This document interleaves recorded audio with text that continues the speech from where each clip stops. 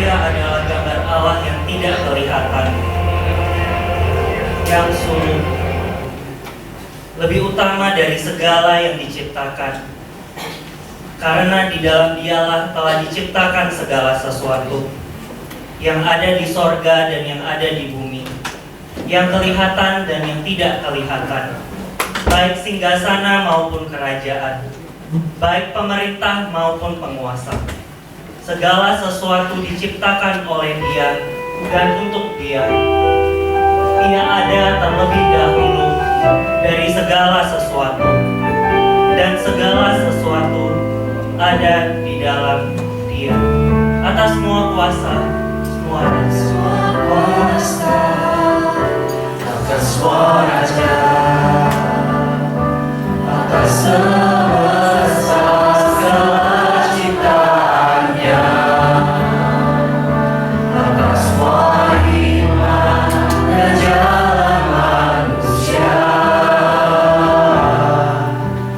Kau telah ada sebelumnya, atas kerajaan yang berkuasa. Kau berjaya di dalam dunia, atas warna kekayaan yang ada. Kau lebih dari segalanya. Istighfar dari salibkan, bahkan lagi sabarkan hidupku berharap Kau mengasihiku lebih dari segalanya. Yesus, above all powers, above all things, above all powers, above all kings, above all nature and all created things, above all wisdom and all the ways of man. You were here before the world began. Above all kingdoms, above all thrones, above all wonders the world has ever known, above all wealth and treasures of the earth, there's no way to measure what you crucified, lay behind the stone.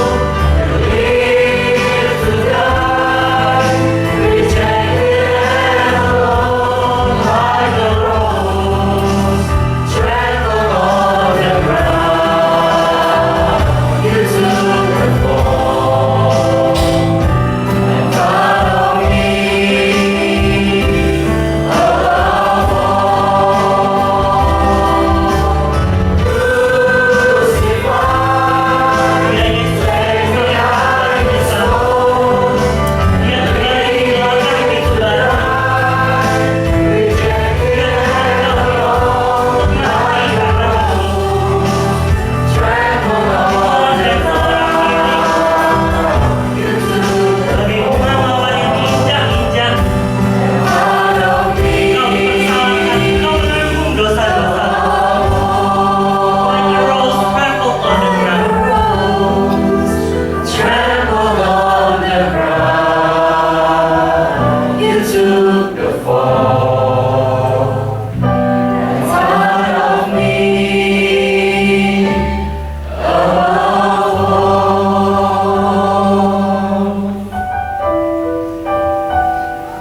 Betapa Engkau mengasihiku, Yesus. Engkau menyatakan kasih yang terindah, anugerah yang paling sempurna, yang Kau nyatakan di kayu salib, yaitu dirimu sendiri. Oh Yesus, kematian-Mu adalah karya terbesar dalam hidupku.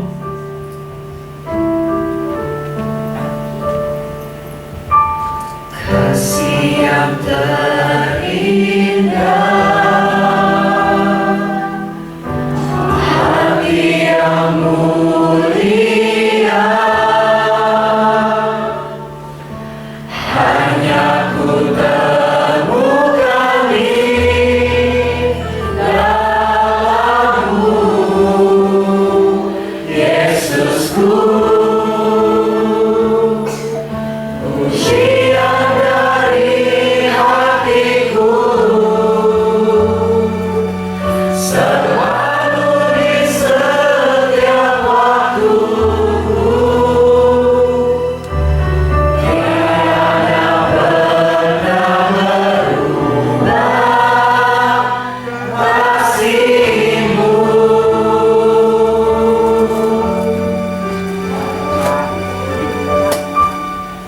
Karya terbesar dalam hidupku, pengorbanan-Mu yang selamatkanku. Engkaulah harta yang tak ternilai, yang ku miliki dan ku hargai. Yesus, Engkau ku kagumi. Itulah Allah kita. Dia yang terindah, Dia yang termulia.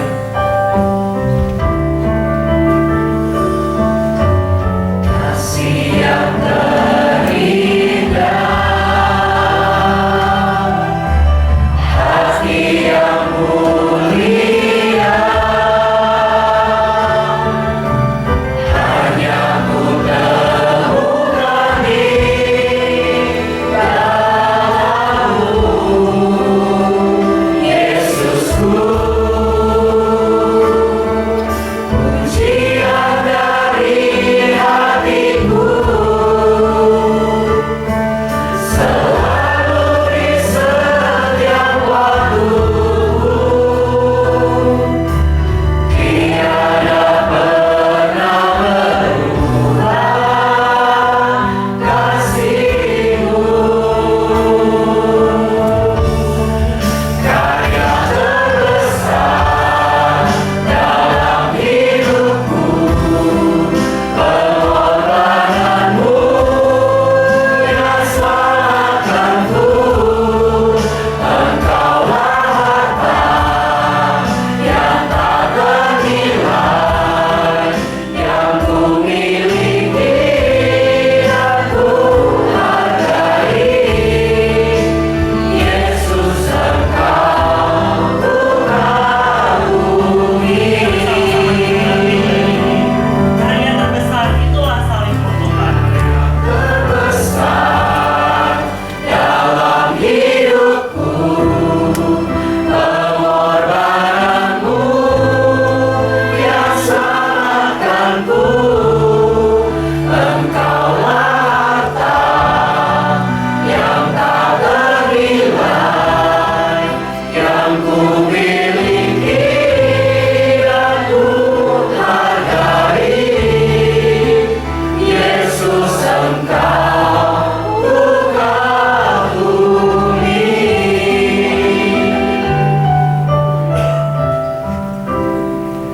Kita tundukkan kepala kita. Kita berdoa di hadapan Tuhan. Bapa yang penuh kasih, Bapa penguasa kehidupan dan kematian, hanya karena kasih-Mu yang ajaib, Tuhan, Engkau telah mengutus anak-Mu bagi kami orang berdosa.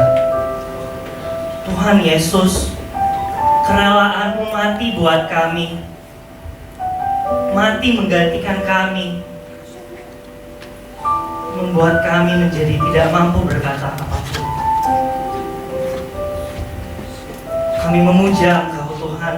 Kami menyembah Engkau. Terima kasih Tuhan Yesus. Hanya di dalam nama-Mu saja kami berdoa. Amin. Saudara dipersilakan untuk duduk kembali.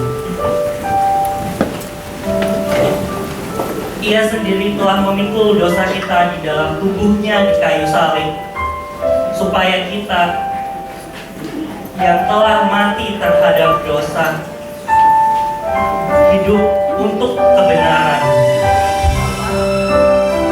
Oleh bilur-bilurnya kamu telah sembuh.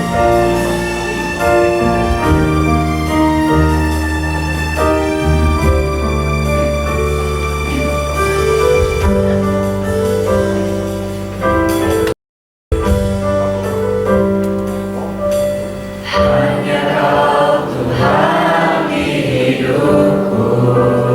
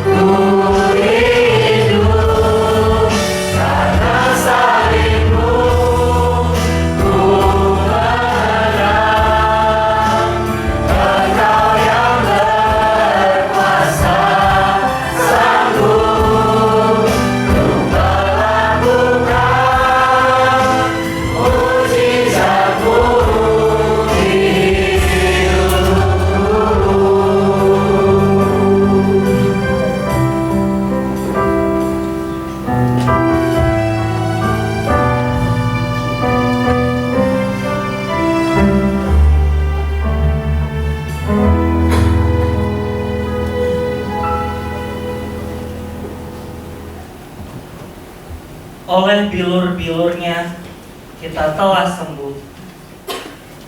Oleh firman-Nya kita terus dimurnikan. Dia yang memilih disalib, Raja segala raja.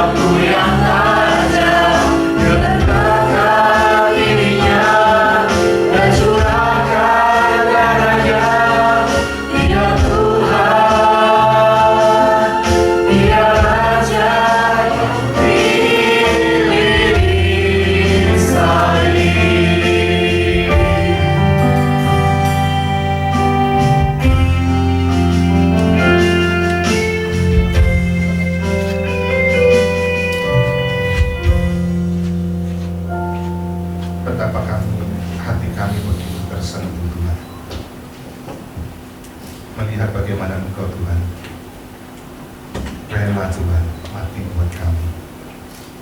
Kami orang yang berdosa, kami orang yang menjijikkan, kami orang yang tidak layak.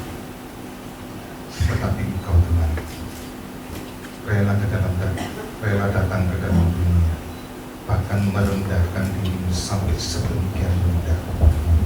Engkau ditelanjangi, Engkau dicambuk, Engkau diludahi, Engkau dihina, Engkau dipakukan di atas kayu salib. Karena Engkau begitu mengasihi kami. Dan biarlah kebenaran firman-Mu pada pagi hari ini Tuhan berbicara kepada setiap kami. Salib-Mu itu menjadi satu fondasi, satu sandaran di dalam kehidupan kami. Salib-Mu menjadi satu pusat di dalam kehidupan kami. Karena itu Tuhan, jangan biarkan kebenaran firman-Mu berlalu Jangan biarkan seorang pun yang hadir pada pagi hari ini pulang tanpa kebenaran firman-Mu. Dan biarlah pada pagi hari ini kuasa-Mu, Roh Kudus, yang bekerja mencalikan setiap hati kami, menanamkan firman-Mu dalam hidup kami. Inilah kami berdoa di dalam nama Tuhan kami Yesus Kristus, Tuhan yang hidup. Amin. Jemaat dipersilakan duduk. Selamat pagi Bapak Ibu yang dikasihi Tuhan. Saya mengajak kita membuka satu bagian firman Tuhan. Satu bagian firman Tuhan terambil dari Injil Lukas. Injil Lukas pasal 23. Injil Lukas pasal 23. Kita lihat ayat 44 sampai 49. Bapak Ibu dapat buka Alkitab, kalau nggak bawa Alkitab boleh buka HP Bapak Ibu. Ya. Injil Lukas pasal 23 ayat 44 sampai 49.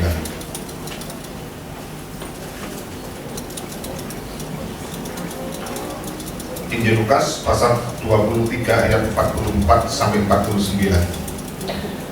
Saya akan bacakan untuk Bapak Ibu sekalian, dan saya merindukan kita dapat perhatikan ini dengan teliti, dengan baik-baik.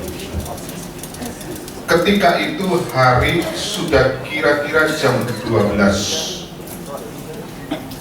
Lalu kegelapan meliputi seluruh daerah itu sampai jam 3.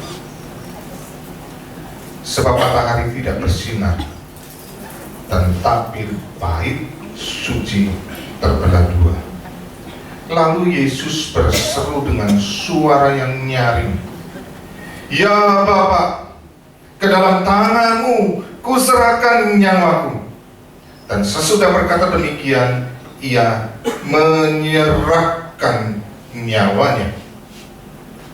Ketika kepala pasukan melihat apa yang terjadi, ia memuliakan Allah, katanya, "Sungguh orang ini adalah orang benar."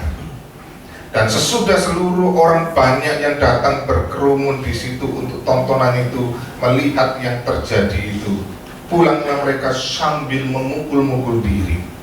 Semua orang yang mengenal Yesus dari dekat, termasuk perempuan-perempuan yang mengikuti Dia dari Galilea, berdiri jauh-jauh dan melihat semuanya itu. Bapak Ibu yang dikasihi Tuhan,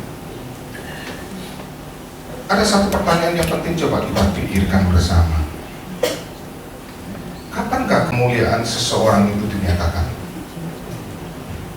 Atau mungkin kita bertanya kepada diri kita, kapankah kemuliaan diri kita itu dinyatakan?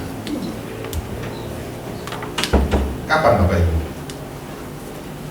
kemuliaan seseorang itu dinyatakan? Maka kemuliaan seseorang itu akan dilihat atau dinyatakan pada waktu dia mati. Disitulah kemudian seluruh hidup kita ini akan dilihat dan diberi penilaian. Ya. Maka Bapak Ibu, sesuatu hal yang penting sekali coba kita pikirkan pada hari ini. Nanti satu hal yang kita perlu pikirkan, kira-kira kemuliaan diri kita ini apa? Ya, saya masih ingat seorang hamba Tuhan pernah berkhotbah menceritakan sebuah kisah. Saya tidak sebutkan di kota mana dan sebagainya. Itu ada seorang majelis gereja, seorang yang sangat aktif luar biasa, ya, melayani Tuhan, dan satu saat dia itu dipanggil Tuhan pulang. Ya. Dia dikenal sebagai seorang anak Tuhan yang sangat baik luar biasa, seorang suami yang begitu mencintai istri dan begitu mengasihi istrinya. Jadi setiap kali si suami ini kalau terima gaji, ya, terima salary, maka amplop itu belum dibuka sama sekali dan sudah dikasih ke si istri. Ya, tidak pegang. Semua diberikan ke istri. Semua, Bapak Ibu ya. Dia begitu begitu sayang tanda kutip dengan keluarganya. Pulang jam 4, dia pulang tepat waktu, tidak keluyuran kemana-mana, dia pulang ke rumah. Dia begitu rajin melayani di gereja. Maka orang begitu memuji-muji ketika majelis ini meninggal dunia. Wah, ini orang yang begini, ya. Tetapi di dalam beberapa hari di dalam hari-hari kebaktian penghiburan itu, tiba-tiba datanglah seorang perempuan bawa anak. Ya, orang tidak kenal sama sekali si perempuan ini. Dan ditanya, kamu siapa? Ya. Maka perempuan ini ngomong, aku istrinya orang itu. Dan ini anak yang masih kecil, anak dia. Kebanyakan dia sudah punya istri. Ya. Tidak tahu sama sekali, pulang, tidak kemana-mana, tidak keluyuran. Dia pulang ke rumah. Tapi begitu meninggal, ketahuan dia punya istri simpenan. Maka setelah itu, foto si suami itu setiap hari si istri meludahi. Karena dia begitu sakit hati. Maka Bapak Ibu, nanti dalam perjalanan kehidupan kita ini, itu akan dilihat di mana kemuliaan kita. Setelah kita menghadap Tuhan, itu akan dilihat. Maka di dalam peristiwa ini kita melihat ketika Kristus mati di atas kayu salib, dan ketika dia berseru, ya Bapa, ke dalam tanganku kuserahkan nyawaku, maka disitulah kemuliaan Kristus dinyatakan. Bapak Ibu, di mana kita tahu kemuliaan Kristus dinyatakan? Maka Lukas mencatat dengan cukup detail dan terutama nanti statement dari kepala pasukan itu. Dia berkata apa? Sungguh orang ini adalah orang benar. Bapak Ibu, kalau di Injil lain kepala pasukan ini ditulis sungguh orang ini adalah anak Allah. Maka Bapak Ibu, kita melihat ada satu penilaian yang clear sekali tentang kemuliaan Kristus di situ. Bukan cuma dicatat kepala pasukan yang ngomong, maka kemudian kita diberi catatan yang tidak ada di Injil lain, yaitu apa? Orang banyak yang tadinya berteriak, salibkan dia, sekarang pulang dengan memukul-mukul dadanya, menyesali apa yang mereka lakukan. Karena mereka tahu disitulah Kristus sungguh benar. Maka disitulah kemuliaan dia dinyatakan, dibuktikan, Bapak Ibu. Maka ada 3 hal yang begitu penting sekali di dalam prinsip tentang kemuliaan Kristus ini. Maka kita melihat bagaimana kemuliaan Kristus dinyatakan dan apa hubungannya dengan kehidupan kita. Maka Bapak Ibu, yang pertama, kalau kita perhatikan, adalah satu konsep yang penting tentang kemuliaan Kristus dinyatakan, yaitu bahwa dia berkuasa untuk memberi hidup. Loh, bagaimana mungkin Yesus mati tapi dia berkuasa memberikan hidup?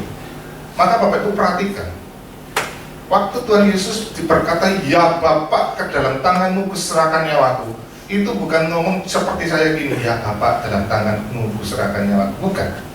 Tapi ada satu teriakan sangat kuat, satu teriakan yang sangat dahsyat. Bukan teriakan kemarahan, tapi satu teriakan yang penyerahan penuh kasih kepada Bapa. Bapak Ibu, kepala pasukan itu tahu bahwa Tuhan Yesus ini orang benar. Kenapa? Begini loh Bapak Ibu, orang kalau disalib sudah sedemikian lama, tidak mungkin bisa berteriak lagi. Kenapa?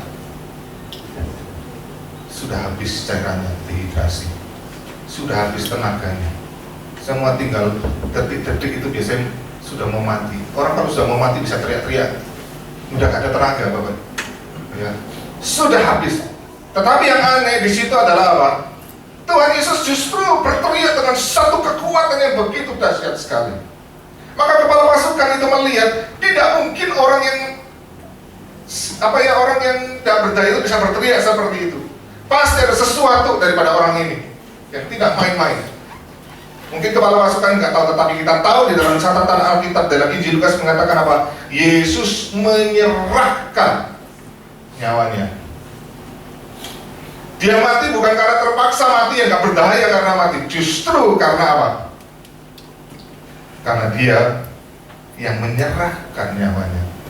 Maka kemudian teringatlah saya akan di perkataan Yesus di dalam Injil Yohanes pasal 10 ayat 17 dan 18. Tuhan Yesus ngomong begini, Bapa mengasihi aku oleh karena aku memberikan nyawaku untuk menerimanya kembali.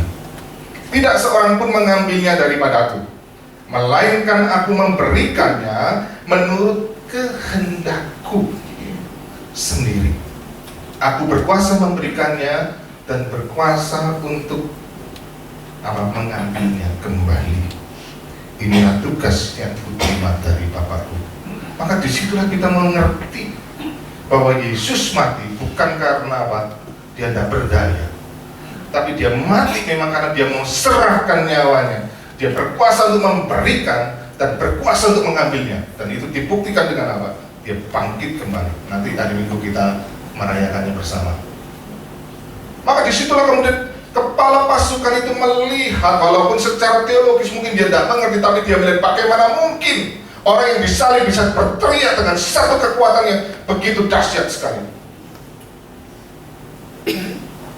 Maka Injil Matius, Injil Markus mencatat kepala pasukan ngomong, sungguh orang ini anak Allah. Dia menyadari Yesus adalah Allah. Tapi Injil Lukas di dalam konteks tujuannya ingin membuktikan ketidakbersalahan Yesus. Dia orang kepala pasukan ngomong, sungguh orang ini adalah orang yang benar. Maka Bapak Ibu, melalui peristiwa salib itu kita diperlihatkan bahwa Yesus sanggup menyerahkan nyawa dan sanggup untuk mengambilnya kembali. Artinya dia berkuasa atas kehidupan ini. Maka di tangan Yesuslah hidup kita itu bergantung.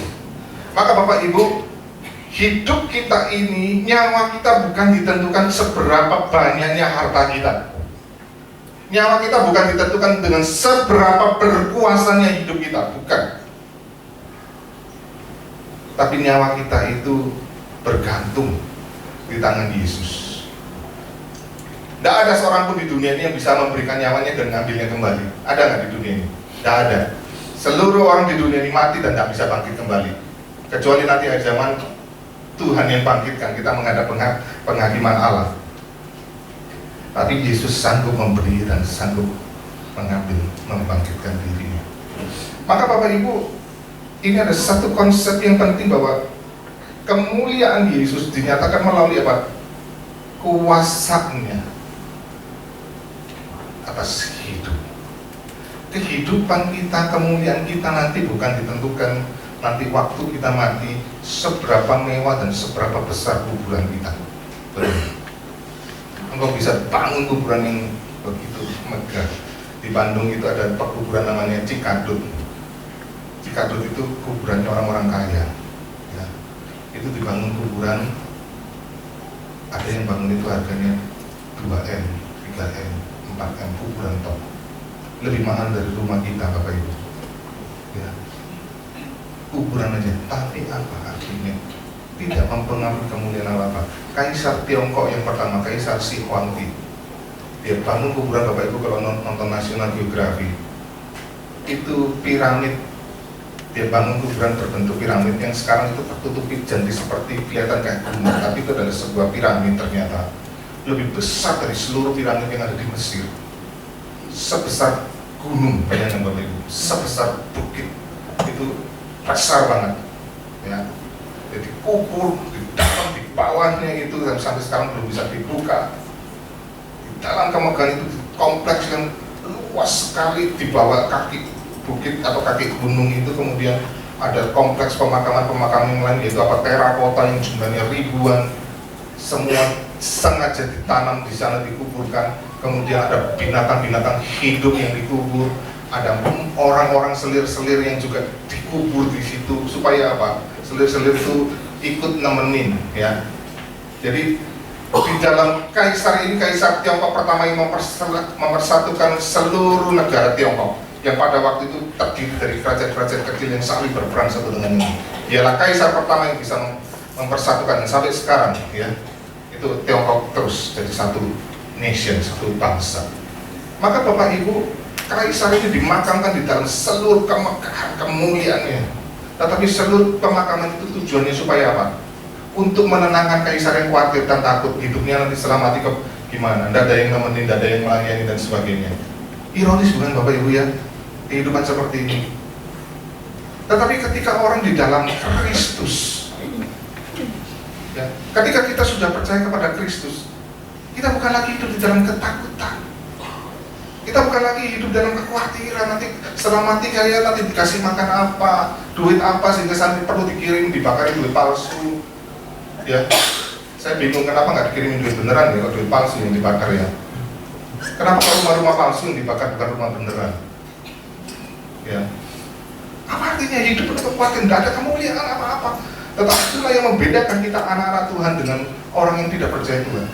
Kematian bukan sebuah tragedi bagi dunia ini, kematian sebuah tragedi. Tapi bagi kita anak-anak Tuhan, kematian bukan tragedi. Kematian justru satu jalan masuk kita menuju kemuliaan.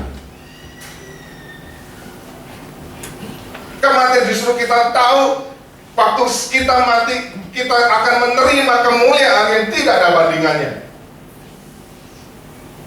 Maka di dalam iman Kristen, kematian bukan sebuah tragedi dalam kehidupan ini. Kematian justru sebuah kemuliaan. Karena apa? Hidup kita yang di dalam tangan Kristus adalah hidup yang kita tidak akan pernah takut lagi. Jadi kalau kita masih mencari-cari dalam hidup ini setelah mati saya bagaimana dan sebagaimana, sebenarnya sebuah ironis yang besar. Ya, hidup kita bukan lagi hidup dalam ketakutan di dalam Kristus, karena Kristus yang memberi hidup, dan hidup yang Kristus berikan bukan kehidupan yang sembarangan, tapi kehidupan yang penuh dengan kemuliaan. Ya bukan berarti saya ngomong kita nggak boleh takut mati, Bapak Ibu. Saya masih takut mati, ya. Apalagi kalau saya itu suka mikir ini berimajinasi. Tuhan kalau mati tidur langsung berangkat enak ya.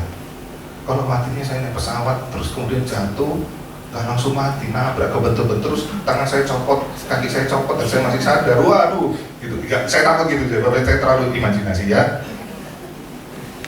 Saya takut kalau ya. Tetapi di balik ketakutan itu saya juga ada satu keberanian apa? Ya kematian saya nggak pernah sia-sia. Karena apa? Ketika saya meninggalkan dunia ini, saya akan memasuki sebuah kehidupan yang jauh lebih mulia. Berapa lama? Tidak terukur, tidak terhingga. Ya. Jadi itu menjadi satu kekuatan karena Kristuslah di dalam kemuliaan kematiannya itu beroleh hidup.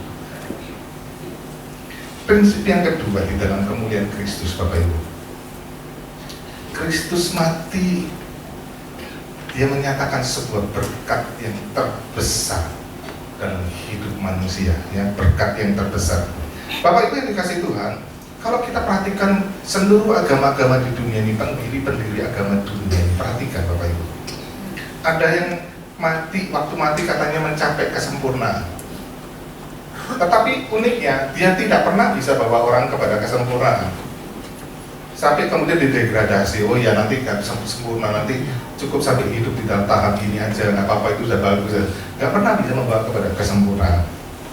Ada pemimpin pendiri agama yang mati, tapi justru waktu dia mati minta didoain sama pengikutnya. Karena apa? Supaya dia masuk surga. Loh, artinya kok bingung ya? Mati minta didoain supaya apa masuk surga. Loh, berarti dia sendiri nggak yakin masuk surga. Bagaimana mungkin?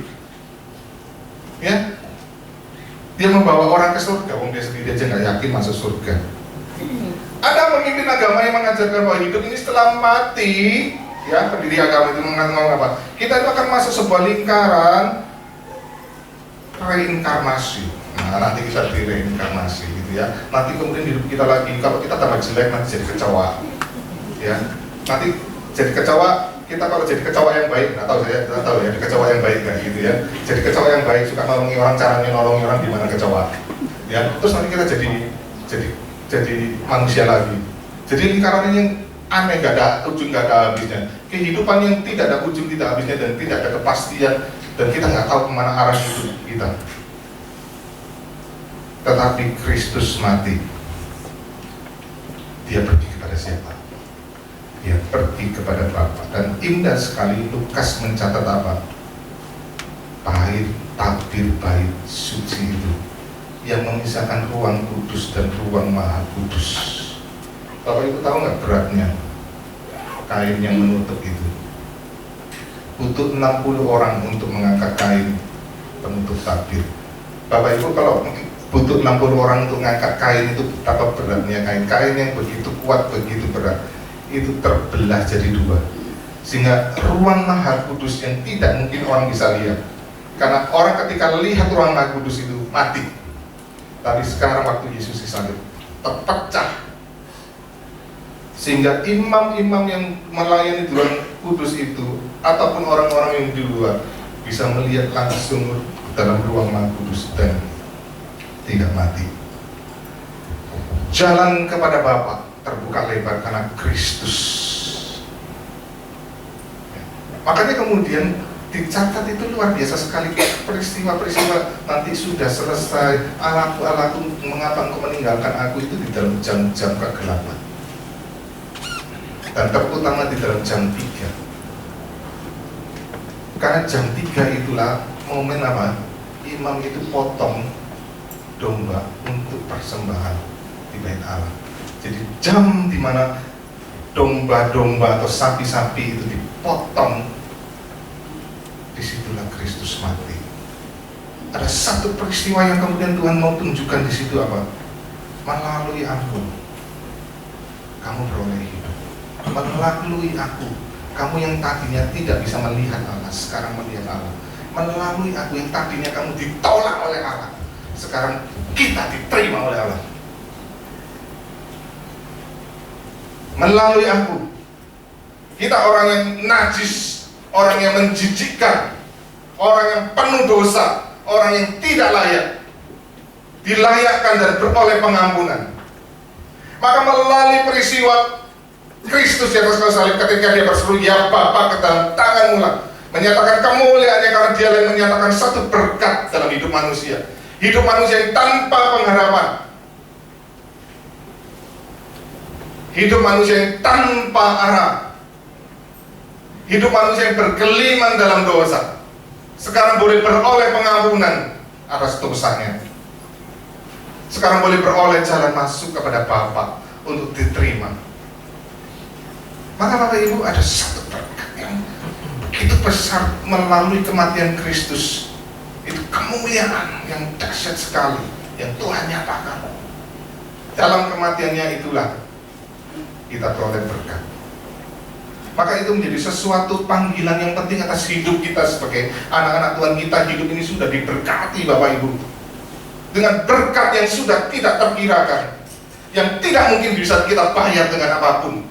Kita masih cari berkat, kita masih cari Tuhan kok gak diberkati, padahal Tuhan sudah berkati kita. Tetapi itu ada juga sebuah panggilan, kalau kita sudah diberkati dan kita merasakan berkat Tuhan, Tuhan mau apa? Mau hidup kita jadi berkat.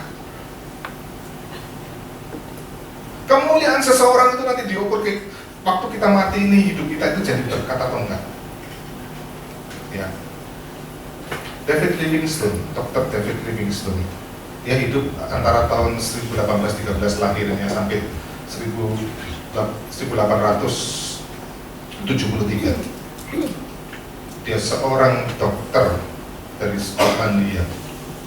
Dia begitu cinta Tuhan dan dia begitu cinta orang-orang yang belum mendengarkan Injil.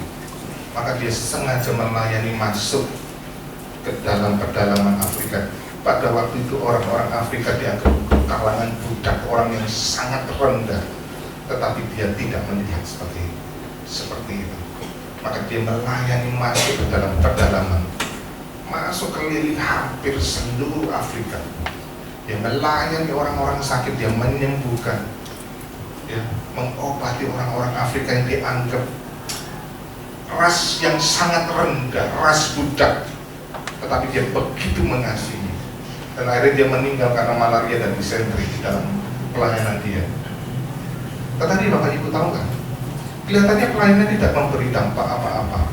Tetapi justru saya baca sebuah ulasan, justru melalui pelayanan Dr. David Livingstone ini, ratusan juta orang Afrika percaya Tuhan, dan tampaknya kita masih sekarang lihat banyak negara seperti salah satunya Rwanda dan sebagainya, banyak negara-negara Kristen semua di Afrika. Itu adalah hasil dari pelayanan Dr. David Livingstone. Ya.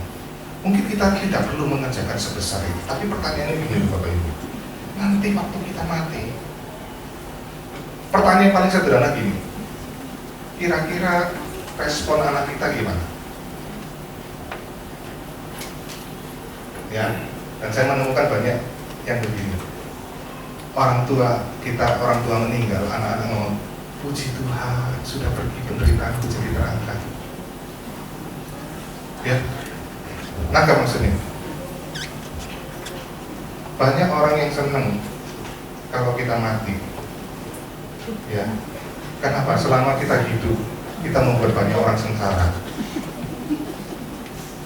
Termasuk saya hamba Tuhan. Ada batuan pelayanan nggak mau turun-turun. Tahu nggak Bapak Ibu? Kena sakit jantung meninggal dunia. Ya, dia mau terus berkuasa, nggak mau regenerasi. Orang-orang ngomongnya apa? Di depan, waduh, nggak berani ngomong begitu ya, tapi di belakang, puji Tuhan, Tuhan itu berkarya, dia nggak mau turun, Tuhan turunin. Itu ironis tuh. Saya melayani Tuhan itu juga takut. Jangan satu saat saya mati banyak orang bersorak-sorai gitu. Aduh puji Tuhan Pak Budiono mati. Terima kasih Tuhan, Engkau sudah ambil dia sehingga gereja ini jadi lebih aman, lebih baik. Ya. Mungkin banyak orang yang mendoakan juga seperti itu. Pak Budiono, Tuhan tolong Pak Budiono penyakit diabetesnya tambahin kencang.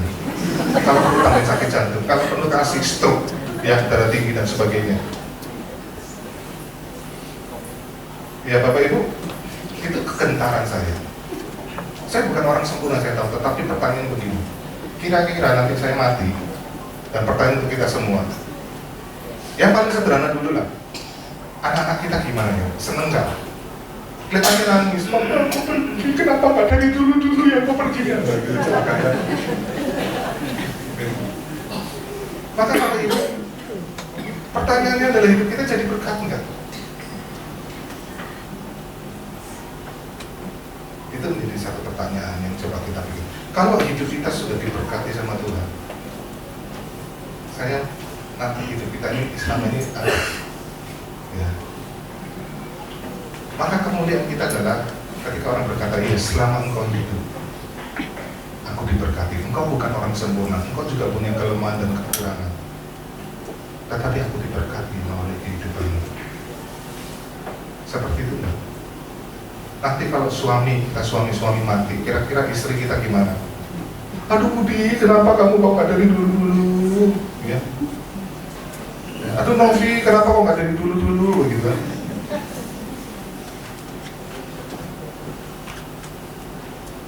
Ini pertanyaan yang penting. Hidup kita sudah diberkati.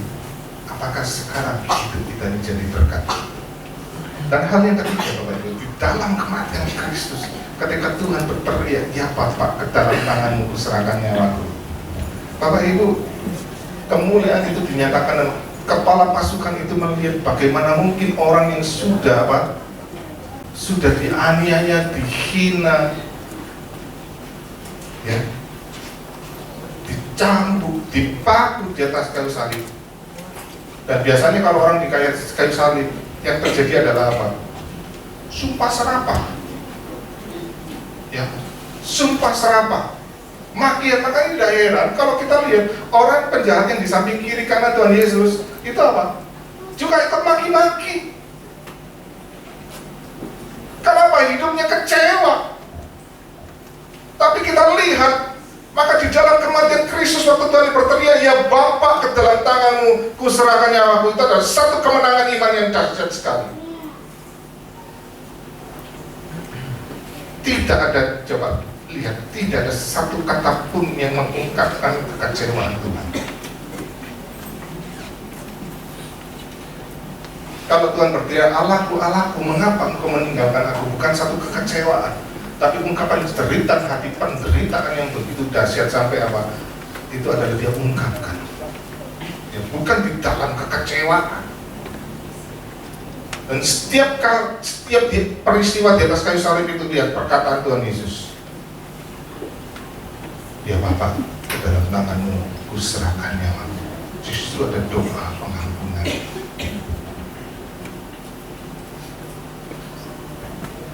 Dia justru perhatikan mamanya.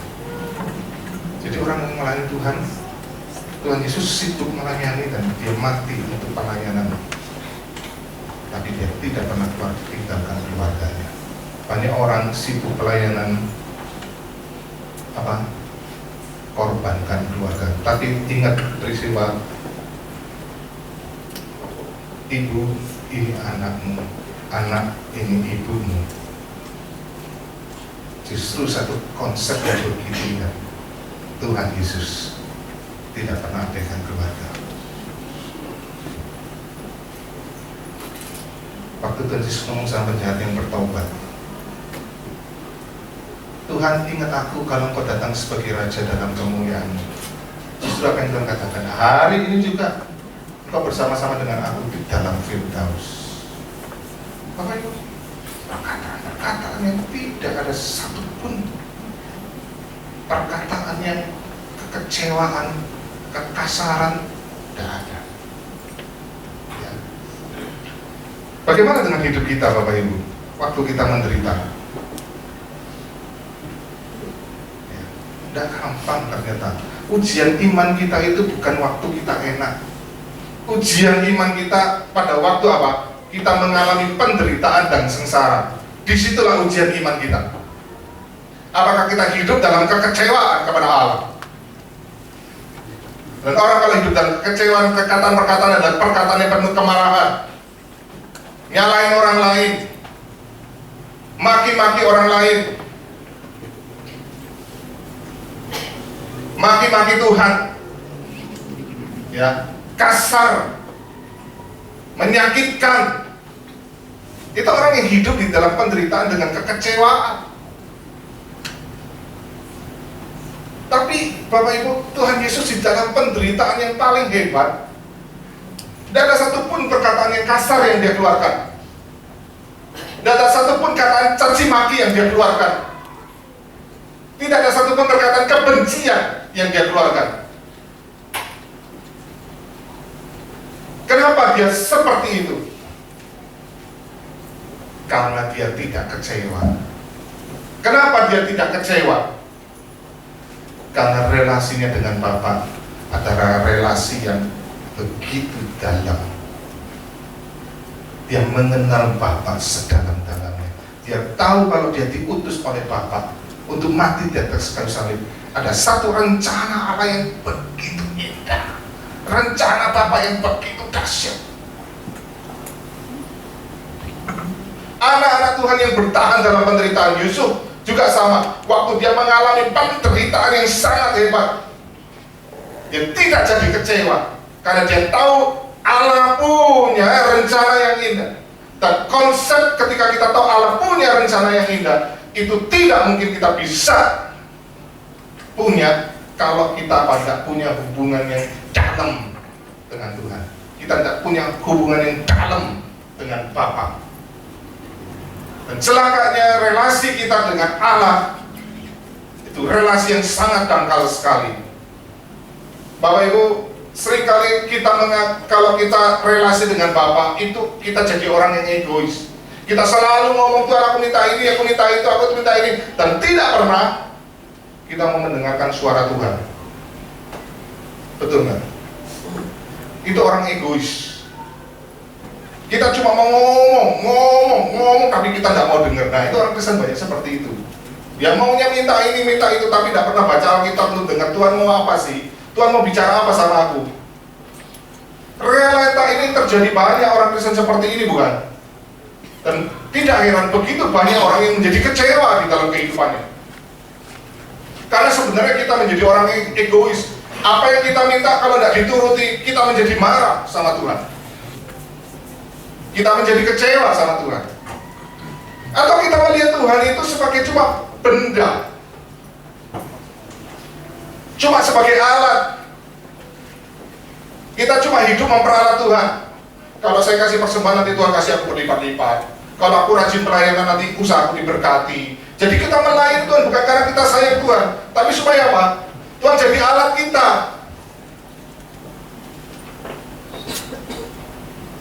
Kalau aku rajin layani, nanti aku jangan sakit.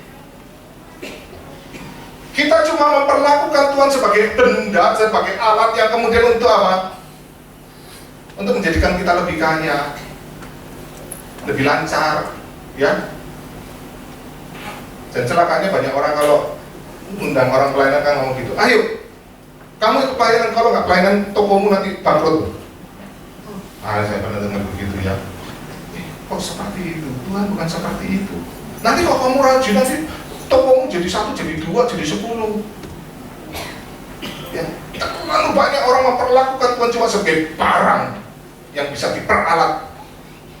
Sehingga apa? Ketika tidak terjadi, aku pelayanan loh.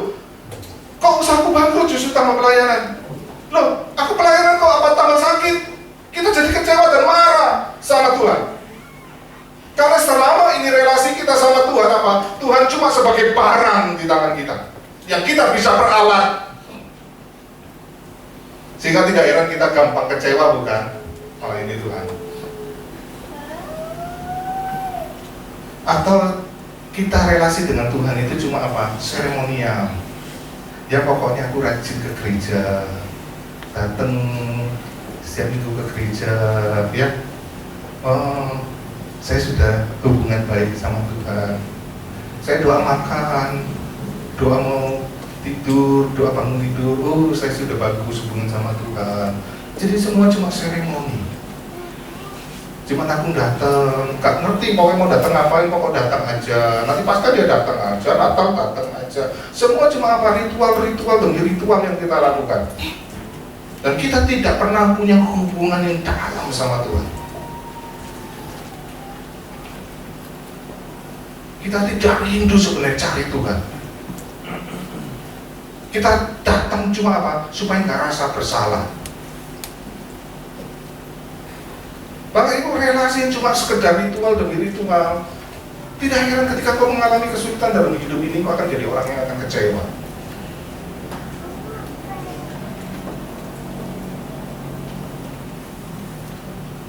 Bapak Ibu, dalam hidup ini, hubungan kita dengan Tuhan itu seperti apa? Ya. Hubungan kita dengan Tuhan itu seperti apa? Hubungannya cuma dangkal, egois, cuma mau memperalat Tuhan, atau hubungan yang kau betul-betul memiliki relasi yang, saya kalau ngomong dalam bahasa Inggris itu I and you, ya, dari hati ke hati. Tuhan maumu apa Tuhan? Kau mau apa dalam hidupku? Kau ingin apa? Tapi kau mau berbicara dalam hidupku. Kita mau dengar dia. Kita rindu mendengar, mencari suaranya. Dan Tuhan mau juga kita berbicara dari hati kita, ungkapkan seluruh isi hati kita. Itu I and you.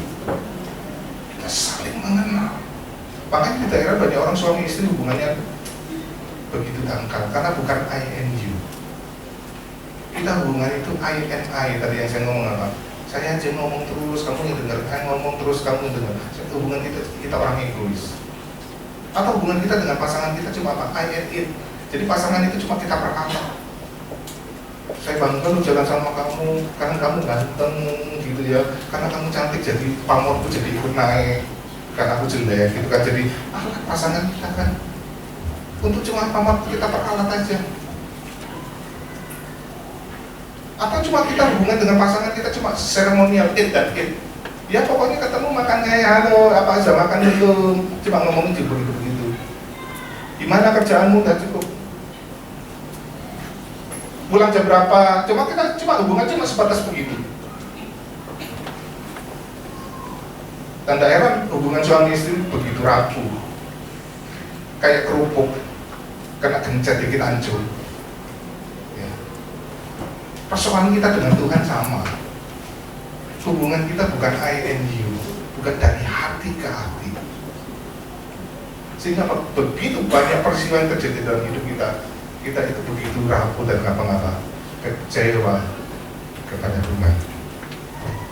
Polikarpus, Bapak Ibu,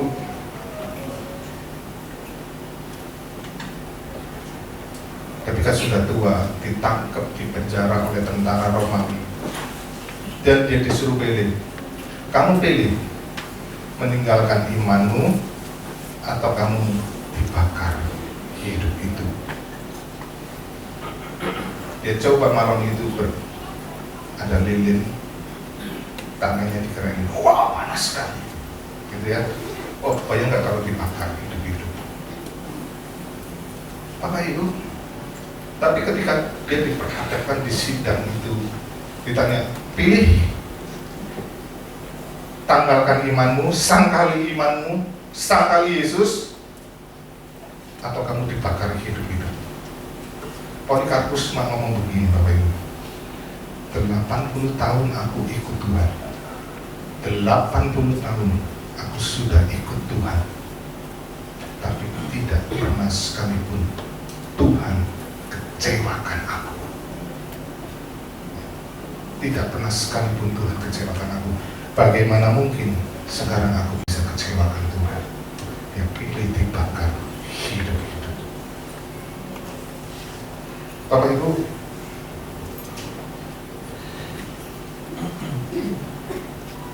kemuliaan Tuhan dinyatakan ketika Yesus berserah, ya Bapa, ke dalam tanganmu kuserahkan nyawaku. Disitulah kemuliaannya dinyatakan. Pertanyaan saya adalah begini, satu saat ketika kita mati meninggalkan dunia ini, kemuliaan apa yang kita tinggalkan? Kemuliaan apa yang kita tinggalkan? Apakah kemuliaan Kristus? Atau justru tidak ada kemuliaan di situ?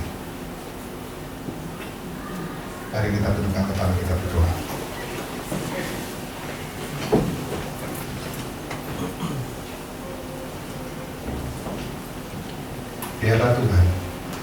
Biarlah Tuhan, firman-Mu itu yang berbicara kepada setiap kami.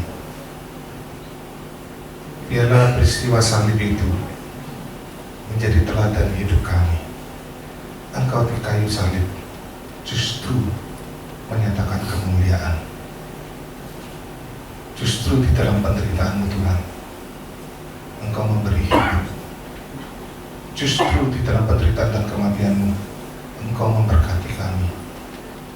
Justru di dalam penderitaan dan kematian-Mu, Engkau menang di dalam iman. Biarkanlah hidup kami mengalami kemuliaan seperti-Mu Tuhan. Hidup yang kami tahu Tuhan, kami jalani bukan lagi dengan ketakutan, tetapi dengan satu keberanian, karena kami tidak takut menghadapi kematian.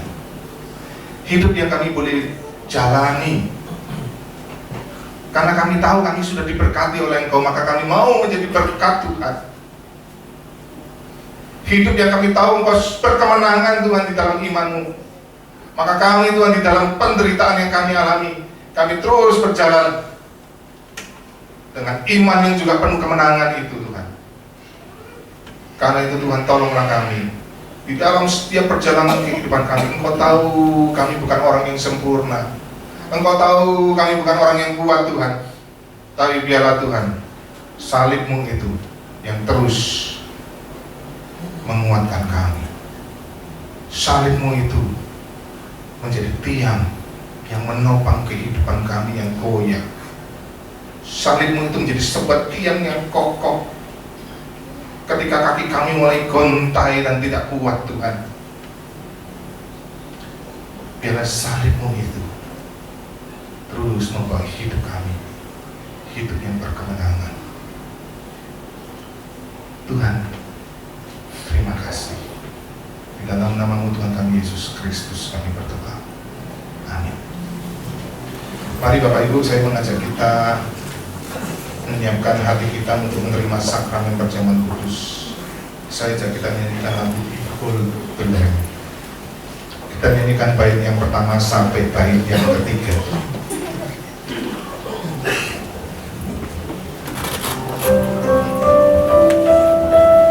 Bait pertama, bait kedua dinyanyikan oleh singer. Kita akan menyanyikan bait yang ketiga.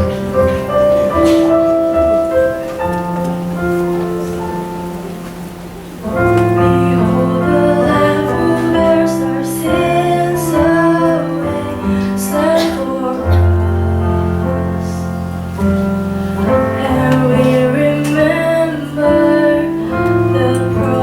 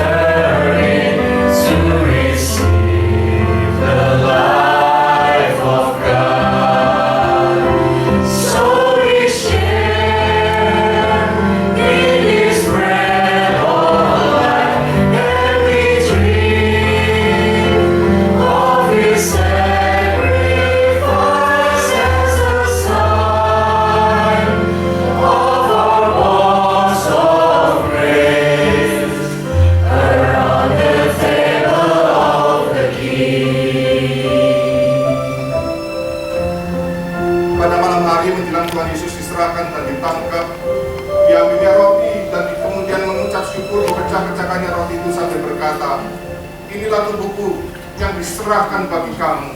Perbuatlah ini setiap kali kamu memakannya, menjadi peringatan akan aku. Kemudian diambilnya cawan dan berkata, inilah perjanjian baru yang dimeteraikan dengan darahku. Perbuatlah ini setiap kali kamu meminumnya, menjadi peringatan akan aku. Sebab ketika kamu makan roti dan minum dari cawan ini, kamu memberitakan kematian Tuhan sampai Ia datang kembali. Bagi Bapak Ibu yang sudah dibaptis dewasa ataupun sudah di sini, kalau Bapak Ibu sudah siap menerimanya, saya mengundang Bapak Ibu bersama-sama bangkit berdiri, dan setelah menerima roti dan anggur, Bapak Ibu dapat kembali usul mengucap syukur berdoa di hadapan.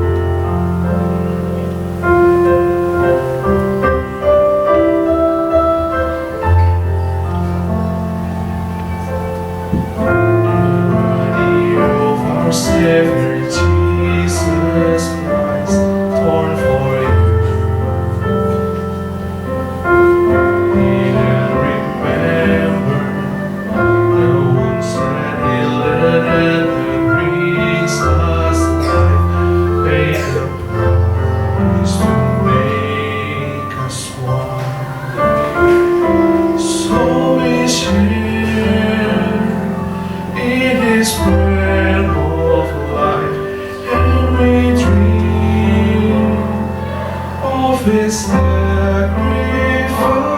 as a sign of our bonds of love around the table of life.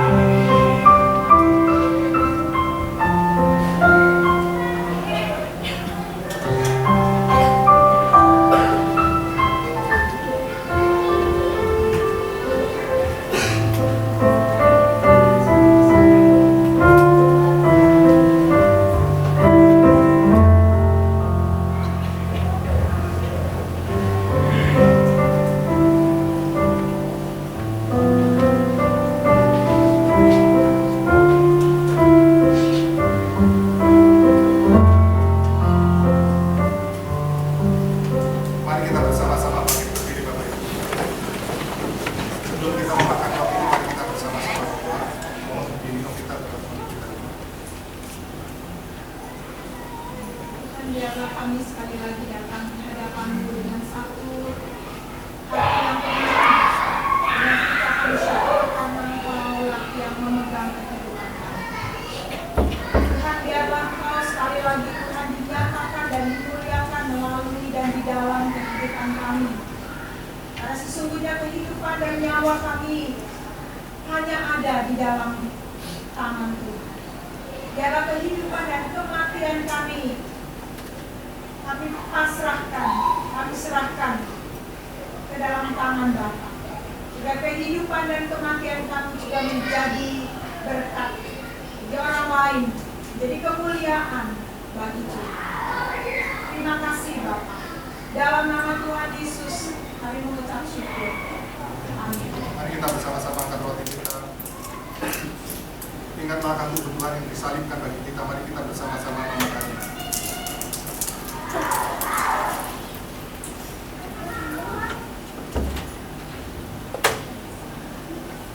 Kita angkat cawan kita.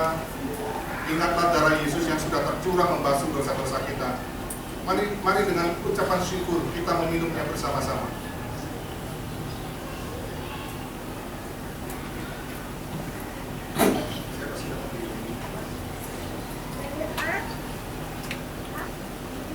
Kami bersyukur untuk pengorbanan-Mu bagi kami. Kami bersyukur untuk tubuh dan darah yang Kau berikan bagi kami. Tolong kami supaya boleh menghayati pengorbanan Tuhan.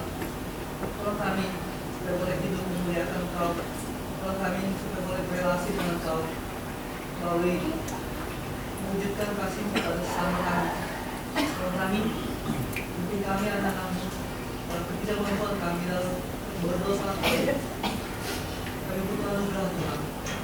Tuhan ini kami juga menyerahkan kepada kami dalam tangan kami berdoa.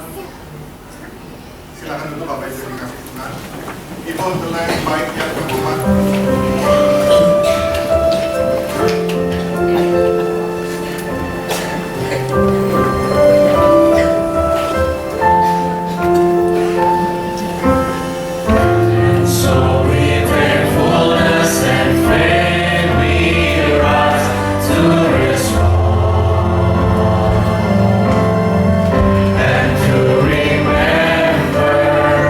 Our call to follow in the steps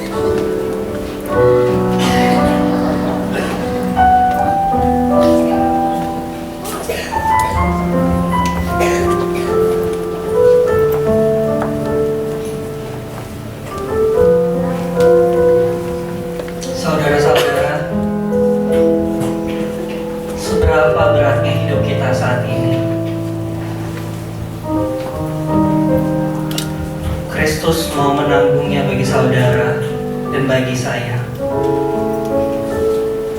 Entah itu dosa, kebiasaan buruk kita, pergumulan keluarga kita, pergumulan keuangan kita, pergumulan iman kita, sakit kita, penyakit kita. Saat ini, mari kita serahkan semuanya di hadapan salib Yesus. Karena Ia mau menanggungnya bagi saudara dan juga bagi saya. Ia mau memberikan kita kelegaan. Ia mau menenangkan jiwa kita.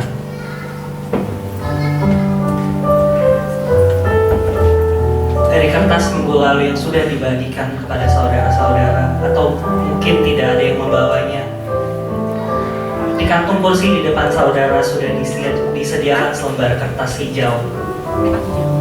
Kita mau menuliskan apa saja yang ingin kita katakan kepada Bapa. Kita tuliskan semua pergumulan-pergumulan kita. Kita mau datang.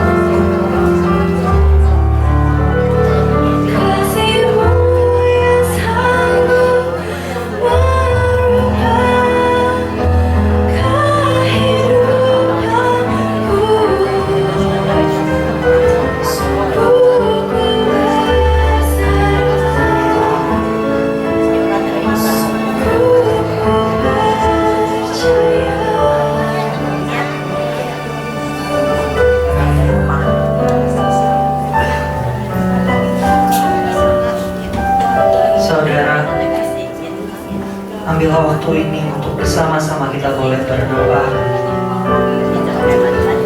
Kita renungkan,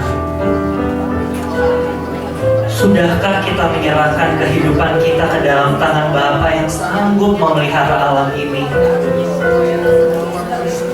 Siapakah kita jika kematian datang menjemput? Dan suatu saat kita berkata, Bapa, ke dalam tangan-Mu kuserahkan hidupku, kuserahkan matiku.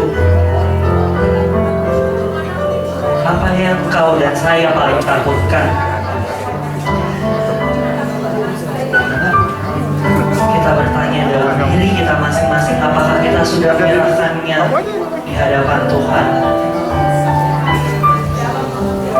Dan mengapa kita tidak mampu menyerahkannya? Padahal Ia Bapa kita, Ia berkuasa atas kita, dan Ia hidup dalam kita.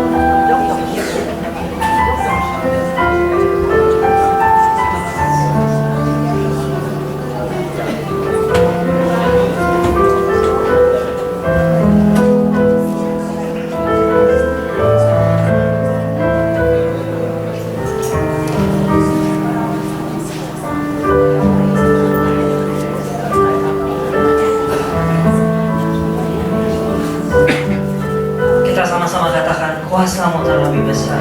Kuasamu terlebih besar, Tuhanku terlebih besar. Tak pernah terlambat janji-Mu ya Tuhan, menolong hidupku. Kuasa-Mu terlebih besar, Tuhanku terlebih besar. Tak pernah terlambat janji-Mu ya Tuhan, pulihkan hidupku. Hanya Engkau Tuhan penolongku, hanya Engkau yang setia bersamaku. Engkau Tuhan penolongku,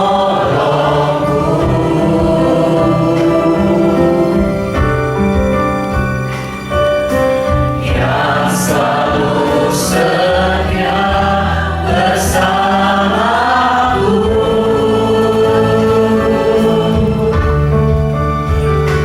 Kasih-Mu yang sanggup merubah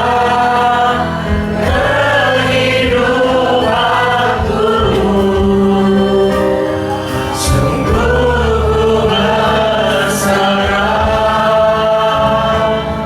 sungguh ku percaya.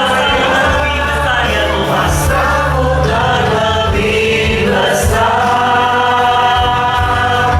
Tuhanku terlebih besar.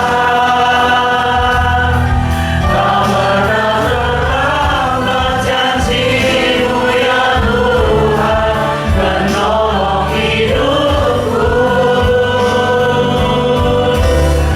Kuasa-Mu terlebih besar, Tuhanku terlebih besar. Tak pernah terlambat janji-Mu ya Tuhan, pulihkan janji-Mu ya Tuhan. Tak pernah terlambat janji-Mu ya Tuhan, pulihkan hidupku.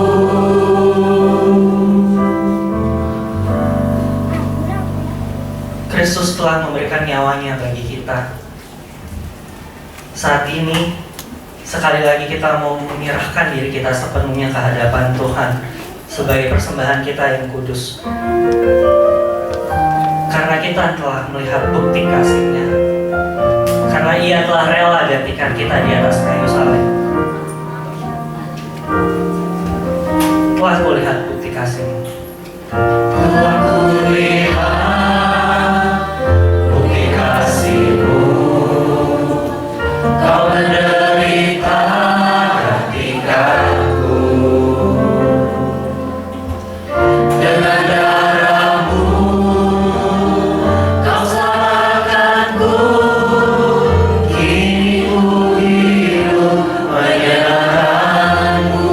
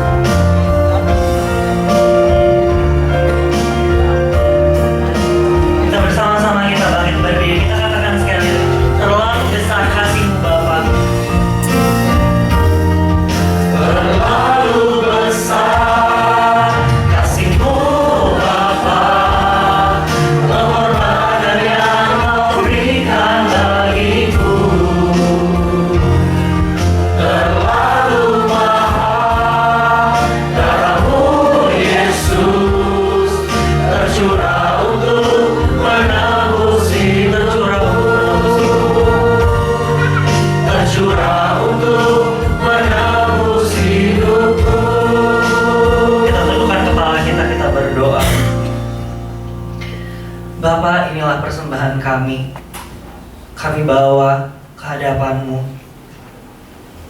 Tuhan, kiranya Engkau mau kuduskan dan Kau mau pakai bagi pelayanan pekerjaan Tuhan. Terima kasih Tuhan. Hanya di dalam nama Tuhan Yesus kami berdoa. Amin. Bapak Ibu dipersilakan untuk duduk kembali.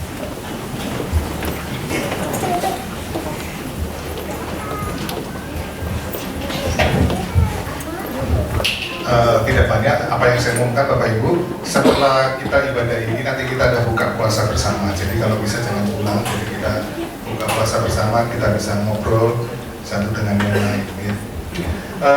Bapak Ibu, saya mengingatkan hari Minggu nanti kita kebaktian cuma satu kali, ya, pukul 8 pagi. Jadi sama dengan hari ini jamnya.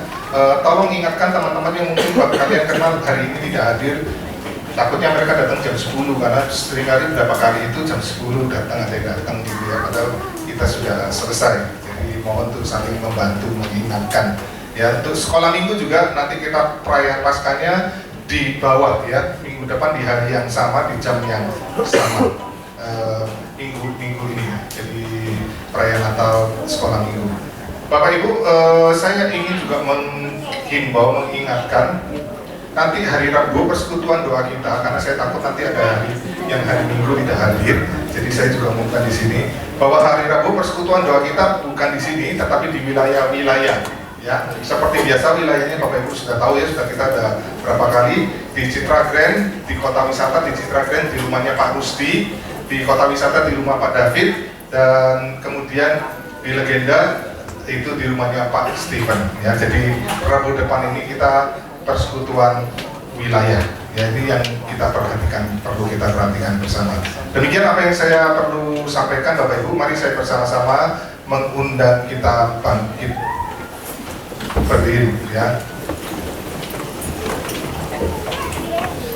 Sebab jika kita telah menjadi satu dengan apa yang sama dengan kematiannya, kita juga akan menjadi satu dengan apa yang sama dengan kebangkitannya. Karena kita tahu bahwa manusia lama kita telah turut disalibkan supaya tubuh dosa kita hilang kuasanya, agar jangan kita menghambakan diri lagi kepada dosa. Doksologi.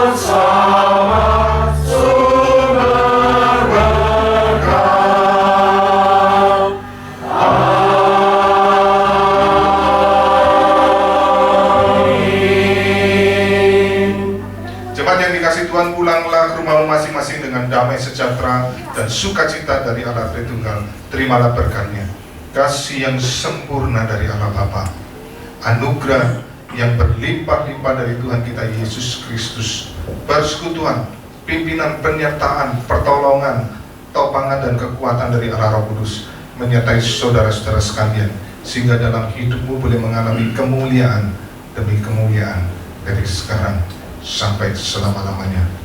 Amin.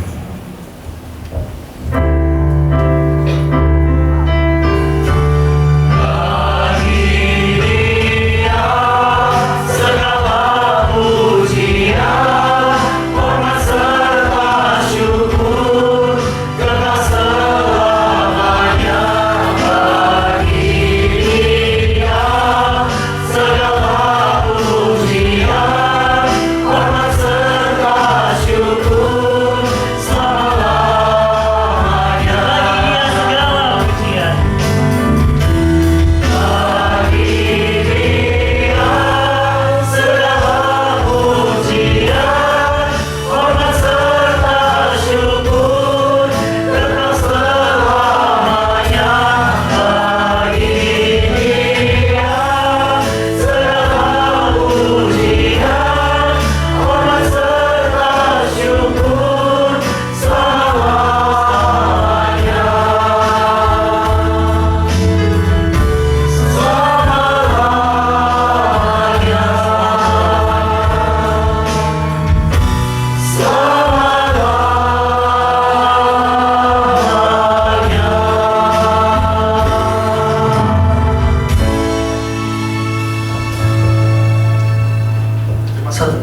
Saudara-saudara dipersilakan untuk duduk kembali.